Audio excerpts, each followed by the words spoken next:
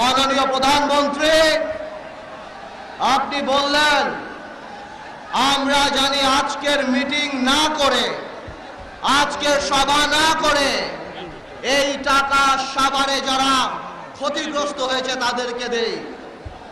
আমরাও চিন্তা করেছিলাম দিব, কিন্তু মাননীয় প্রধানমন্ত্রী যখন দেখি আপনি রাশিয়া থেকে 10,000 কোটি টাকার অস্ত্র কিনেন, কিন্তু আমার সাভারে হাজার হাজার শত শত মানুষের উদ্ধার কাজে একটা হ্যাকসো ব্লেড আমরা পাই না। টেলিভিশনে অ্যাডভার্টাইজমেন্ট দিতে হয়, অক্সিজেন নিয়ে আসুন, হ্যাকসো ব্লেড নিয়ে আসুন, ড্রিল মেশিন নিয়ে আসুন, তখন বুক ফেটে যায় কষ্টে। মাননীয় প্রধানমন্ত্রী, এই টাকা দিয়ে আপনি কার সাথে যুদ্ধ করবেন? মাননীয় প্রধানমন্ত্রী, এই রানাকে আপনি বাংলাদেশের মানুষের কাছে বলার চেষ্টা করেছেন, সাফাইও দিয়েছেন।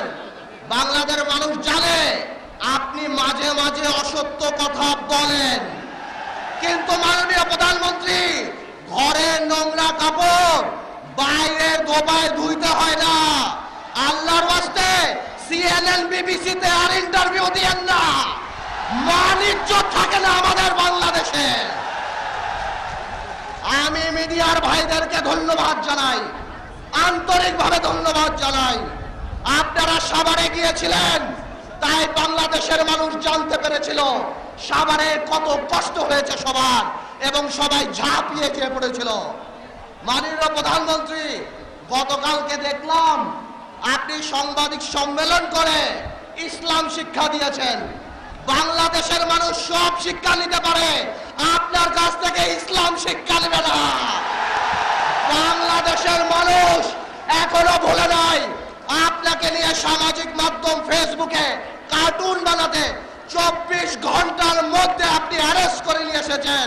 মাননীয় প্রধানমন্ত্রী, কষ্ট লাগে বলতে, লজ্জা লাগে বলতে, সর্বকালের সর্বশ্রেষ্ঠ মানব নবী করিম সাল্লাল্লাহু আলাইহি ওয়াসাল্লাম, সকল মুসলমানের হৃদয়ের স্পন্দন, তাকে নিয়ে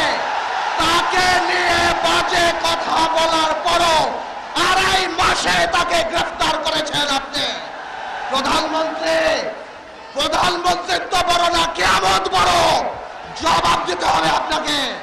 এখনো বলছি, আপনার মন্ত্রীরা সবাই পচে গেছে। আপনার দীপুমণিকে মানুষ বলে প্রজাপতি মন্ত্রী, খালি বিদেশ ঘুরে। আপনার আরেক মন্ত্রীরা বলে ধাক্কা দেওয়া মন্ত্রী, আরেক মন্ত্রীরা বলে চোখ উঠানো মন্ত্রী, আরেক মন্ত্রীরা বলে হলমার্ক মন্ত্রী।